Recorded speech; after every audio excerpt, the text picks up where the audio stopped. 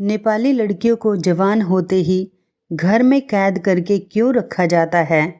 राज जानकर आपके भी होश उड़ जाएंगे। मेरा नाम आरती है। मेरी ये दुख भरी कहानी मेरी मनहूसियत का सबसे बड़ा सच है। मैं एक ऐसी लड़की हूँ जिसकी ज़िंदगी में दुखों के अलावा कुछ नहीं। मैंने बाहर की दुनिया नहीं देखी थी और ना ही मुझे लोगों से मिलने दिया जाता था। मेरी उम्र 22 साल है। मैं नेपाल में रहने वाली एक बदकिस्मत लड़की हूँ। मैं जवान हो चुकी थी मगर मेरी माँ मेरी शादी नहीं करा रही थी। मैं अपनी माँ से बहुत तंग आ गई थी, बल्कि वह मुझे घर से बाहर तक नहीं जाने देती थी। मुझे घर में हमेशा ही कैदियों की तरह कैद करके रखा जाता था। एक दिन मैं माँ से छिपकर एक मंदिर में प्रार्थना करने चली गई। वहाँ पर मैंने एक बाबा को देखा। मैंने उन बाबा से कहा, बाबा जी मेरे लिए प्रार्थना कीजिए, मैं बहुत परेशान हूँ।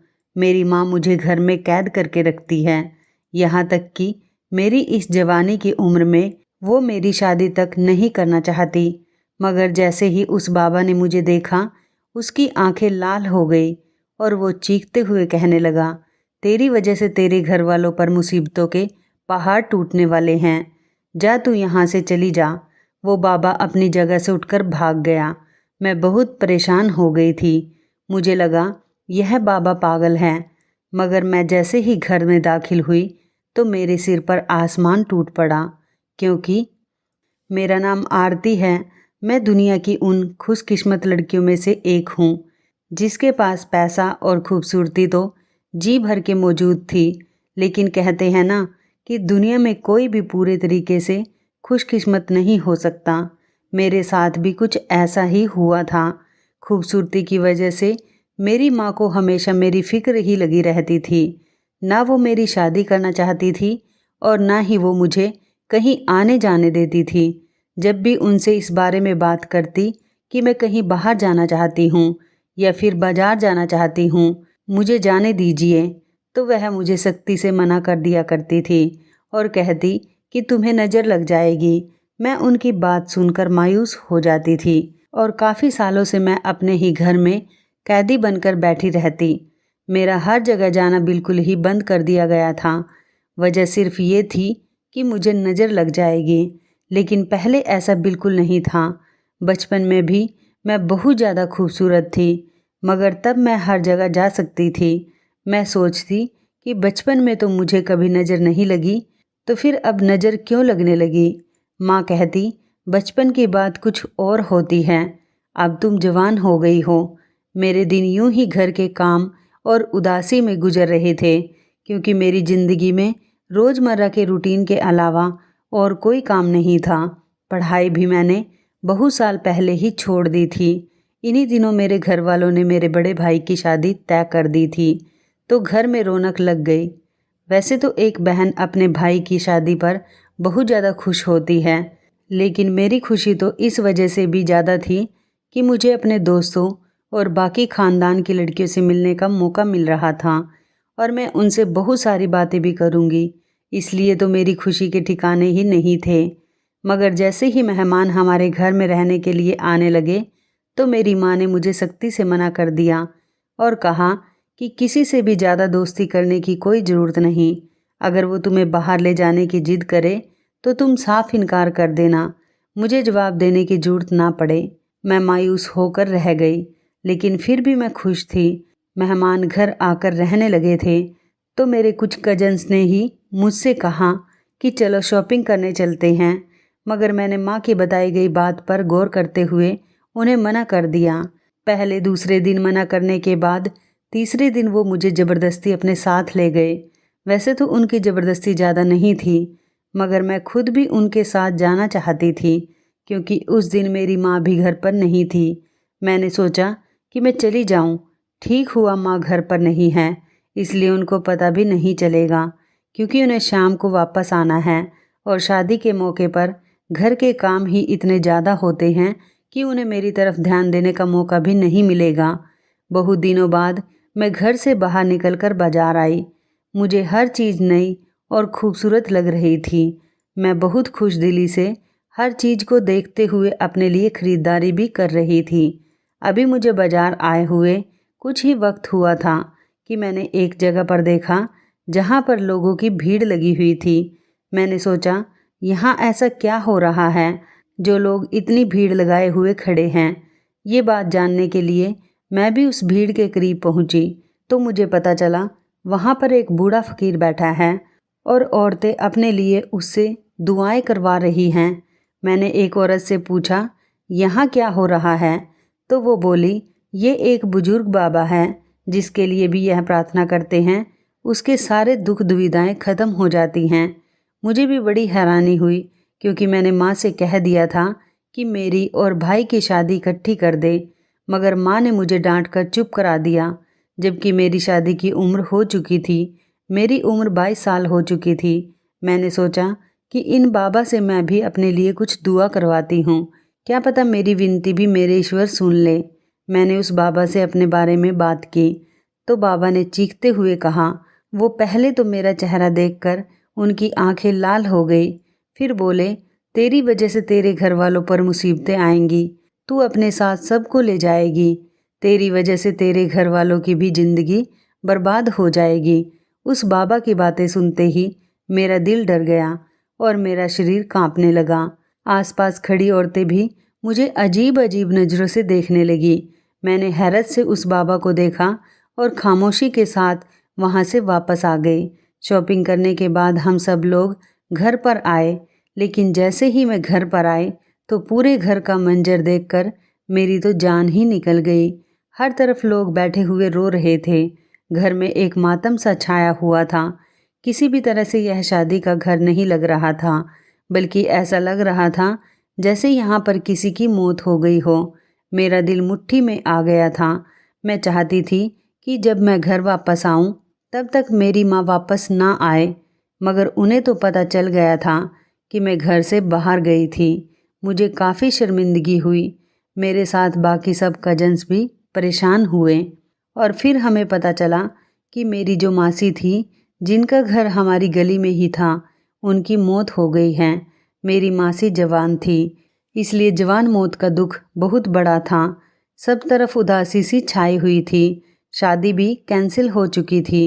सब लोगों ने कहा था कि शादी के समय इस तरह का अपशगुन होना कोई अच्छी बात नहीं है, इसलिए शादी तोड़ दी गई। इतना बड़ा हादसा हो गया और मुझे कुछ पता ही नहीं चला। शाम तक पूरा घर खाली हो गया।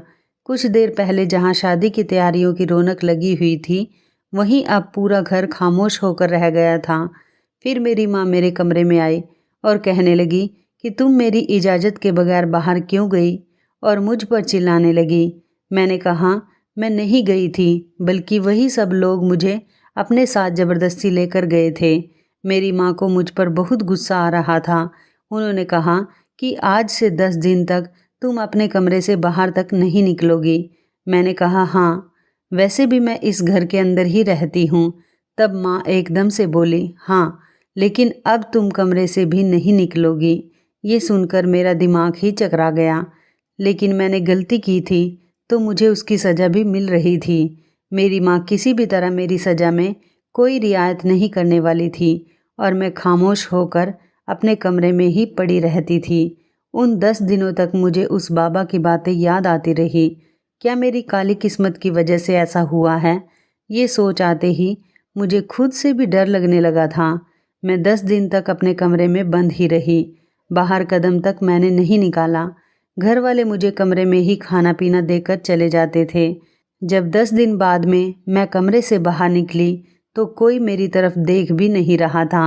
हर कोई अपने अपने कामों में बिजी था। मुझे लगा मैं किसी गलत घर में आ गई हूँ या फिर ये लोग मुझे देख नहीं पा रहे। मैं 10 दिन बाद कमरे से बाहर निकल आई हूँ ना। न मेरा कोई भाई बहन मुझसे कोई बात कर रहा था और ना ही उन्हें मेरे बाहर आने की खुशी हो रही थी, बल्कि मेरे भाइयों ने तो मुझे देखकर मुंह बना लिया था और उनके चेहरे पर गुस्से की लकीरें साफ नज़र आ रही थी। ये बात मुझे हैरत में डाल रही थी कि आखिर ऐसी क्या बात हो गई। माना कि घर से बाहर निकलकर मैंने गलती की थी, लेकिन इस गलती की मुझे सज़ा भी मिल चुकी थी। फिर अब तक सब लोग मुझसे नाराज़ क्यों हैं? क्या वो शादी में मौत की वजह मुझे समझ रहे हैं। मैं उन्हीं सोचों में गुम हो गई थी। तभी मेरी माँ मेरे पास आई और एक चादर देकर कहने लगी, अब तुम्हें ये चादर हर वक्त पहन कर रखनी है। मैंने हैरानी से उस चादर की तरफ देखा। मैंने कहा, माँ, अब तो मैं अपने घर के अंदर ही हूँ और यहाँ कोई गैर भी नहीं रहता, सब मेरे अपने ही हैं, तो फिर मुझे चादर में ढक कर रहने की क्या ज़रूरत है। माँ ने कहा, ज़्यादा अपना दिमाग चलाने की ज़रूरत नहीं, जो तुम्हें करना था वो तुमने कर दिया, तुम्हारा तो कुछ भी नहीं बिगड़ेगा। माँ का रवैया इतना सख्त था कि मैं कुछ पल के लिए गूंगी हो गई। मेरी माँ ने कभी मुझसे इस तरीके से बात नहीं की थी। मैंने खामोशी से वो चादर लेकर खुद ही अपने ऊपर ओढ़ ली। शाम से पहले ही मेरी माँ ने कहा कि दोबारा अपने कमरे में वापस चली जाओ। आज के बाद तुम्हें अपनी ज़िंदगी में यही रूटीन बना लेना है। सुबह 10 बजे से पहले अपने कमरे से बाहर नहीं निकलना और शाम होने से पहले ही अपने कमरे में वापस चली जाना। उनका हुक्म सुनकर मैं दंग रह गई। क्या ये मुझे अभी भी उस गलती की सज़ा दे रही थी? हालांकि मैं तो सज़ा काट चुकी हूँ, मगर मैंने फ़िलहाल अपनी माँ से कोई बहस नहीं की, क्योंकि मैं जानती थी उस वक्त सभी लोग मुझ पर गुस्सा करेंगे। मैं खामोशी से अपने कमरे में लेटी हुई थी। अचानक रात के वक्त हमारे घर में झगड़ा शुरू हो गया। उनकी आवाज़ों की वजह से मुझे नींद नहीं आ रही थी, क्योंकि इतना शोर और ऊंची आवाज़ में मुझे नींद नहीं आती। हमारे घर में कोई भी ज़्यादा ऊंची आवाज़ में बात नहीं करता था। मुझे सबकी आवाज़ सुनाई नहीं दे रही थी, लेकिन मैं इतना अंदाज़ा लगा सकती थी कि किसी बात पर बहुत ज़्यादा बहस हो रही थी। आखिर वो लोग किस बात पर बहस कर रहे थे, मैं ये भी नहीं जान सकती थी, क्योंकि माँ ने मुझे कमरे से बाहर निकलने से मना किया था। जैसे ही सुबह हुई, मैंने बाहर निकलकर सबसे पूछा, रात को हमारे घर में झगड़ा क्यों हो रहा था। मैंने सबकी आवाज़ सुनी थी, मगर मेरी बात का इस बारे में किसी ने कोई जवाब नहीं दिया, बल्कि मुझे झकझोर कर रख दिया और कहा कि तुम्हें अब किसी भी बात से कोई मतलब नहीं होना चाहिए। तुमने जो गलती की है उसका नुकसान अब हम सब भुगतेंगे। दोबारा मुझे इस बात का ताना दिया गया। इस बार मैंने ही सब्र का घूंट भर लिया, क्योंकि मैं जानती थी गलती मेरी ही है। मगर ये लोग कैसी भरपाई करने की बात कर रहे थे, ये भी मैं समझ नहीं पा रही थी। इसलिए पूरा दिन गुजरने के बाद मैं अपने कमरे में गई तो मैंने खुद से फैसला लिया कि मैं घर में जो भी कुछ हो रहा है इस बारे में पता लगाकर ही दम लूँगी। आखिर मेरी वजह से ऐसा भी कौन सा पहाड़ टूट पड़ा था। मैंने घर से सिर्फ बाजार तक जाने की गलती की है, वो भी माँ सिर्फ मुझे इसलिए मना करती थी ताकि मुझे नज़र ना लग जाए। नज़र लगेगी तो मुझे लगेगी, इसके लिए सारा ख़ानदान मुझ पर क्यों गुस्सा हो रहा था। जैसे ही रात हुई, दोबारा मुझे अपने घर से झगड़े की आवाज़ें आने लगी, तो मैं अपने कमरे को खोलकर बाहर निकल आई। वैसे तो मेरे माता पिता और बाकी सबको यकीन था कि अगर उन्होंने मुझे बोला है कि मैं बंद हो जाऊं, तो मैं बंद हो जाऊंगी, क्योंकि पिछले बहुत दिनों से मैं ऐसा ही कर रही थी।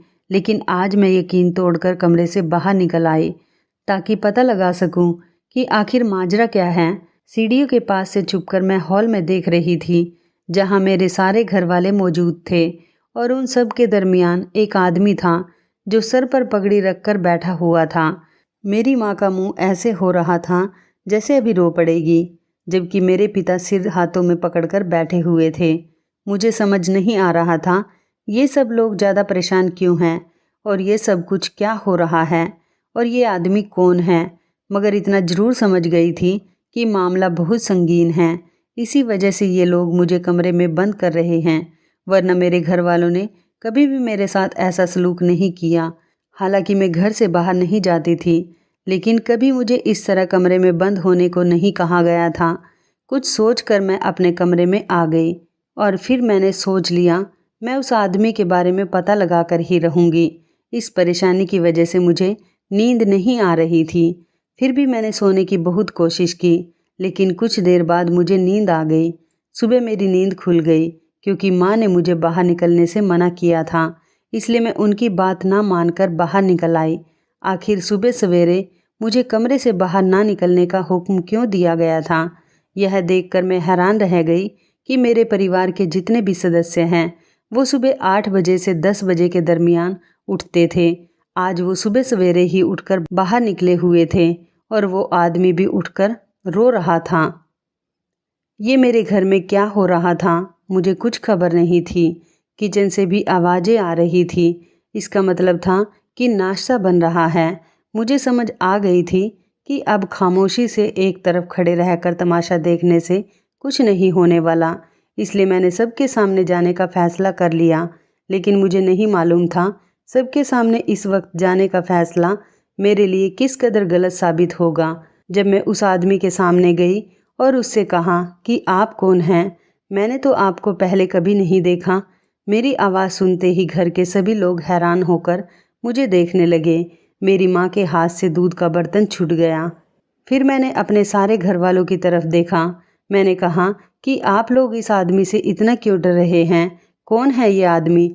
मैंने कल रात भी आप लोगों को देखा था। अभी मेरा सवाल पूरा नहीं हुआ था कि मेरी माँ ने आगे बढ़कर मुझे एक ज़ोरदार तमाचा मार दिया और कहा कि बदतमीज़ लड़की, अपनी माँ की बातों का मान रखना भी भूल गई हो क्या तुम? मैंने कहा था कि अपने कमरे से बाहर नहीं निकलना, मगर तुमने हमारे सर में खाक डलवाने में कोई कसर नहीं छोड़ी। अभी मेरी माँ की बात पूरी नहीं हुई थी कि उस आदमी की आवाज़ पूरे घर में गूंजी। वो कहने लगा, मैं तुम सब लोगों को जेल करवा दूंगा। तुमने इस लड़की को मुझसे छुपा कर अच्छा नहीं किया। अब इस लड़की को मुझसे कोई नहीं बचा सकता। मैं तो पहले ही जानता था कि ये जिंदा है। उसकी ये अजीब सी बातें सुनकर मैंने सारे घर वालों की तरफ देखा तो सब घर वालों ने मुझे लालच भरी नज़रों से घूरना शुरू कर दिया था। ऐसा लग रहा था जैसे कह रहे हो, तुमने अपने पाँव पर खुद कुल्हाड़ी मारी है। और अब मुझे भी समझ आ गई थी कि बिना पूरी बात जाने मैंने जो कदम उठाया वो मेरे लिए गलत साबित होने वाला है। पहले मुझे जान लेना चाहिए था मामला क्या है, फिर उस आदमी के सामने आना चाहिए था। मगर उसकी ऐसी बातों का हकीकत में मतलब क्या था? सारे घर वाले खामोशी से एक तरफ बैठ गए, जैसे उन्होंने कोई बहुत बड़ा जुर्म कर दिया हो। वो आदमी खूंखार नज़रों से मुझे घूर रहा था और मैं सब लोगों से पूछ पूछ कर थक गई थी कि आखिर ये सब कुछ क्या हो रहा है। मगर किसी के मुंह से उफ भी ना निकली। कुछ देर में बहुत सी गाड़ियां हमारे घर के बाहर आकर रुक गई, जिसमें बहुत से लोग जमा थे और उनके पास बड़ी बड़ी बंदूकें भी थी, जिन्हें देखकर मेरे सारे घर वाले डरने लगे।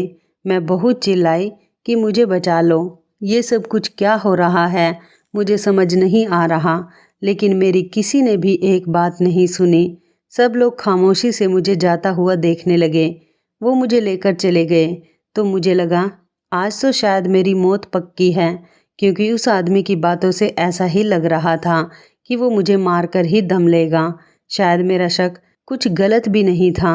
वो मुझे एक बहुत बड़ी हवेली में लेकर आ गए और एक अंधेरे कमरे के अंदर फेंक दिया और कहा कि आज से 2 दिन बाद तुम्हें जान से मार दिया जाएगा और मेरा बेटा बिल्कुल ठीक हो जाएगा।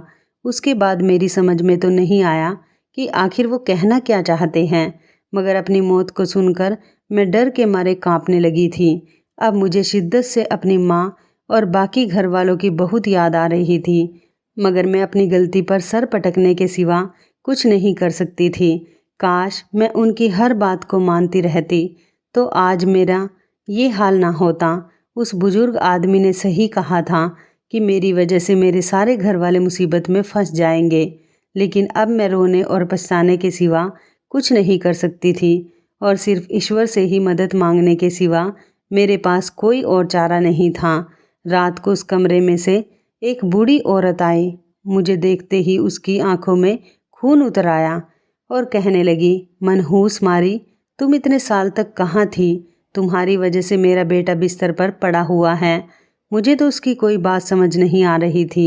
मैंने उससे बहुत बार कहने की कोशिश की कि आपको ज़रूर कोई गलतफहमी हुई है, इसी वजह से ये सब कुछ हो रहा है, लेकिन वह मेरी कोई बात सुनने के हक में नहीं थी।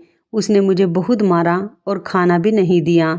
सुबह होते ही मुझे खाना मिला तो मैंने भूखों की तरह खा लिया, लेकिन इन लोगों का दिया हुआ खाना खा लेना मेरे लिए गलती साबित हुआ, क्योंकि उस खाने को खाने के बाद मैं गहरी नींद में सो गई और फिर उस वक्त मेरी आंख खुली जब वो लोग मुझे मारने के लिए ले जा रहे थे। ये सुनते ही मेरे रोंगटे खड़े हो गए। मैंने चीख कर उन लोगों को रोकने की बहुत कोशिश की, मगर उन लोगों ने मेरा मुंह बंद कर दिया था और मुझे लेकर एक शमशान घाट में चले गए। शमशान घाट के पास घने जंगलों के दरमियान जिस जगह मुझे लाया गया था वह जगह साफ सुथरी थी, मगर सामने मौजूद इंसान को देखकर मेरे पैरों तले से ज़मीन निकल गई, क्योंकि मेरे सामने कोई और नहीं बल्कि वही बाबा मौजूद था जो मुझे उस दिन बाजार में मिला था।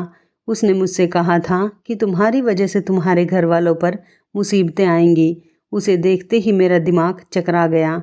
मुझे समझ आ गया कि ये सब इन लोगों की चाल थी। ये बाबा भी उन लोगों के साथ मिला हुआ है। उसने मेरे दिमाग में फितूर भर दिया था। मुझे घर से बाहर जाना ही नहीं चाहिए था, मगर अब तो कुछ भी नहीं हो सकता था। और उस वक्त वहाँ पर एक चारपाई भी लाई गई जहाँ पर एक बीमार लड़का लेटा हुआ था। मैं समझ गई कि ये वही है जिसकी बीमारी की वजह से ये लोग मुझे सता रहे हैं। पता नहीं वो बाबा क्या पढ़ रहा था और एक तरफ मुझे भी चादर देकर बैठाया गया। फिर बाबा ने कहा, जैसे ही मैं बोलूँ वैसे ही तुम इस लड़की को मार देना, मगर ख्याल रखना कि इस लड़की की चीखें तुम्हारे बेटे के कानों में ज़रूर पड़नी चाहिए। तुम्हारा बेटा बिल्कुल ठीक हो जाएगा। उसकी बात सुनकर मुझ पर एक खौफ सा हावी हो गया था। मैं चीखने चिल्लाने लगी। मैंने कहा कि क्या तुम लोग पागल हो? मुझे मारने से यह लड़का कैसे ठीक हो जाएगा? ऐसा कुछ भी नहीं होता। ये लड़का मुझे बीमार लगता है। उसका किसी अच्छे डॉक्टर से इलाज करवाया जाए तब ये ठीक होगा। मुझे मारकर तुम लोगों को क्या लगता है कि ये लड़का ठीक हो जाएगा? मेरी बात सुनकर उस औरत ने मुझे दोबारा थप्पड़ मारा और कहा कि खबरदार, जो अपने मुंह से मेरे बेटे का नाम भी लिया। अभी ये झगड़ा चल ही रहा था कि उसी वक्त वहाँ पर पुलिस आ गई। पुलिस को देखते ही वो बाबा भागने लगा, मगर वहाँ मौजूद लोगों ने उसे रोका कि तुम कहाँ जा रहे हो? इस लड़की को मारेंगे तो हमारा बेटा ठीक हो जाएगा। हमारे लड़के को ठीक करके ही जाना। लेकिन पुलिस ने इन सब को अपनी हिरासत में ले लिया था। तभी वहाँ मौजूद लोगों को पता चला कि ये बाबा एक बहुत बड़ा मुजरिम है जो कई सालों से लोगों को बेवकूफ़ बना रहा था। वहाँ मेरे माँ बाप और बाकी घर वाले भी आ गए और लोगों के आने से मैं समझ गई थी कि पुलिस को इन्हीं लोगों ने बुलाया है। पुलिस इन सब लोगों को पकड़कर ले गई। उस लड़के को भी अस्पताल पहुंचा दिया गया। मैं अपने घर वालों के साथ वापस आ गई और घर आने के बाद अपने माता पिता और बाकी सब से माफ़ी मांगने लगी। लेकिन मैंने अपनी माँ से पूछा कि माँ, आखिर ये सब कुछ क्या हो रहा था? उस आदमी को आप लोगों ने तब क्यों नहीं रोका जब वो मुझे यहाँ से लेकर जा रहा था? तो मेरी माँ ने कहा, मैं तुम्हें एक दिन सब कुछ सच बताने ही वाली थी, लेकिन मैं किसी ऐसे मौके का इंतज़ार कर रही थी जो बिल्कुल सही हो। मगर जैसे जैसे तुम बड़ी होती गई तो मैंने सोचा कि ऐसे मामलों के बारे में तुम्हें बताकर क्या फ़ायदा। मगर जिस दिन तुम बाजार गई मुझे उसी वक्त पता चल गया था कि उस इंसान को तुम्हारे बारे में ज़रूर पता चल जाएगा। इसलिए जब तुम घर वापस आई पहले तो वो हादसा हो गया। हालांकि वह हादसा कुदरती तौर पर हुआ था, मगर उससे भी पहले मुझे उस इंसान के यहाँ आने की खबर हो गई थी। इसलिए मैंने तुम्हें कमरे में बंद रहने को बोल दिया था। हमने सोचा था कि 10 दिन के अंदर हम उस इंसान को बहला फुसला कर यहाँ से भेज देंगे, मगर इस कोशिश में हम नाकाम हो गए, क्योंकि 10 दिन के बाद भी वो यहीं पर मौजूद था। मैंने पूछा, माँ, आखिर वो इंसान कौन है? वो आदमी मेरे और आप लोगों के पीछे क्यों पड़ा हुआ था? तब मेरी माँ ने बताया कि वो आदमी तुम्हारे दादाजी की दूसरी बीवी की औलाद हैं, जो पहले हम लोगों के साथ ही रहता था। लेकिन जिस दिन तुम पैदा हुई उसी दिन उसके बेटे के साथ एक हादसा हो गया था। उसकी बीवी के हाथों उसका बेटा दूसरी मंजिल से नीचे गिर गया था। वो अपने बेटे को अस्पताल लेकर चले गए, मगर डॉक्टरों ने बोल दिया कि उनका बेटा अब कभी ठीक नहीं हो सकता। वो एक चारपाई पर जिंदा लाश की तरह पड़ा रहेगा। बाद में उनकी बीवी ने उनके दिमाग में फितूर भर दिया कि उस मनहूस लड़की के पैदा होते ही हमारे बेटे पर मुसीबत आ गई, इसलिए हमें किसी बाबा के पास जाना होगा। ये बात सुनते ही सब लोगों का दिमाग खराब हो गया और सब लोग उस औरत की बातों में आ गए और ये सब इसी बाबा का करा धरा था। ये लोग किसी बाबा को उठाकर ले आए। इस बाबा ने आते ही बोला कि तुम लोगों को ठीक लग रहा है, सब कुछ उस लड़की की वजह से ही हुआ है। जब ये लड़की मरेगी तभी तुम्हारा बेटा ठीक होगा। बस तब से ही ये लोग तुम्हें मारने के पीछे पड़ गए। मगर जब खानदान वालों को इस बात का पता चला तो सारे खानदान वालों ने उन लोगों से बॉयकॉट कर दिया और कहा कि हमेशा हमेशा के लिए इस घर से चले जाओ। तब ये लोग कहीं दूर चले गए, मगर कुछ सालों बाद ही वापस आ गए। जब ये लोग वापस आ गए तो मैंने तुम्हारा हर जगह आना जाना बंद कर दिया, क्योंकि हम लोगों ने उन लोगों तक ये झूठी खबर पहुंचा दी थी कि तुम मर गई हो और उनका बेटा कुदरती तौर पर ठीक नहीं हो रहा। मगर शादी के दरमियान उन्हें तुम्हारी जिंदा होने की खबर मिल गई।